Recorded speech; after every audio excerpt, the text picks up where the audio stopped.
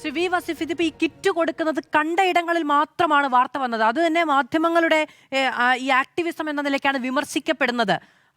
അതുപോലെ തന്നെ ഈ പണം കൊടുത്തത് കണ്ട ഇടങ്ങളിലും റെക്കോർഡ് ചെയ്തിടം അതുപോലും അംഗീകരിച്ച് നൽകുന്നുമില്ല. അപ്പോൾ എത്രത്തോളം പണം ഒഴുക്കിയിട്ടുണ്ടാകും? അതാണ് ഞാൻ പറഞ്ഞത്. കേരളത്തിലെ തെരഞ്ഞെടുപ്പിൽ രാഷ്ട്രീയമായി ഒരു നേട്ടവും ഉണ്ടാക്കാൻ സാധിക്കാത്ത BJP ഇപ്പോൾ കാണിക്കുന്ന ഈ ഒരു വല്ലാത്ത തോന്നിവാസമാണ് നമ്മളിപ്പോൾ കണ്ടുകൊണ്ടിരിക്കുന്നത്, ചർച്ച ചെയ്യുന്നത്. എന്നിട്ടും എന്തൊരു ന്യായീകരണമാണ് അവർ നടത്തുന്നത്?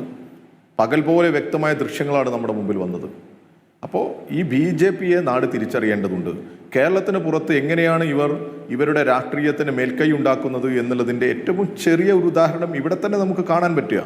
ഇത്രയധികം പണം കോർപ്പറേറ്റുകളുടെ അടുത്ത് നിന്നും മറ്റും വാങ്ങി വെച്ചിട്ട് ആ പണം ഉപയോഗിച്ച് ഈ കേരളത്തിലെ മാത്രമല്ല ഇന്ത്യയിലെ ജനങ്ങളുടെ ജനാധിപത്യത്തെ അട്ടിമറിക്കാനാണ് ഇവർ പരിശ്രമിക്കുന്നത്.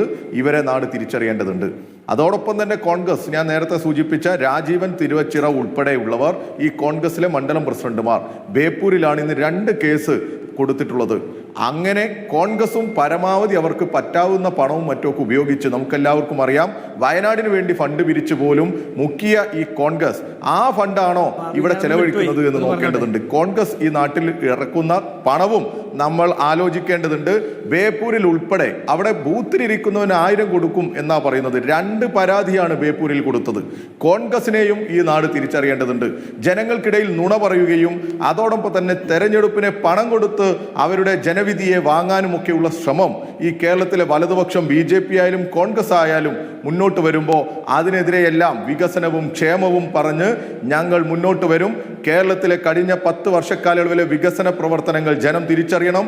ഇനിയും ഒരു ഇരുണ്ട കാലത്തേക്ക് ഈ നാട് പോകാതിരിക്കാൻ ഇടതുപക്ഷത്തോടൊപ്പം ശരിയുടെ പക്ഷത്ത് നിൽക്കേണ്ടതുണ്ട്. ഞങ്ങൾ സത്യവും അസത്യവും തമ്മിലുള്ള പോരാട്ടത്തിനാളുള്ളത്. അസത്യത്തോട് പോരടിച്ച് സത്യം ഇവിടെ ജയിക്കും എന്ന് തന്നെയാണ് ഞങ്ങൾ ഉറച്ചു വിശ്വസിക്കുന്നത്. ഞങ്ങൾക്കെതിരെയൊക്കെ പറയുന്ന നട്ടാൽ മുളക്കാത്ത നുണകൾ പ്രതിപക്ഷ നേതാവ് ഉൾപ്പെടെ ഈ കേരളത്തിൽ നേതൃത്വം കൊടുക്കുന്ന നുണകളുണ്ട്. ആ നുണകളെ എല്ലാം ഞങ്ങൾ അതിജീവിക്കും.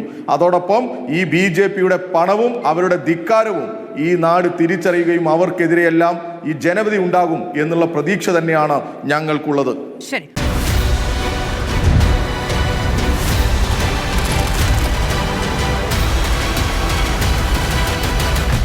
ഡിബേറ്റ് വിത്ത് മാധു സജി.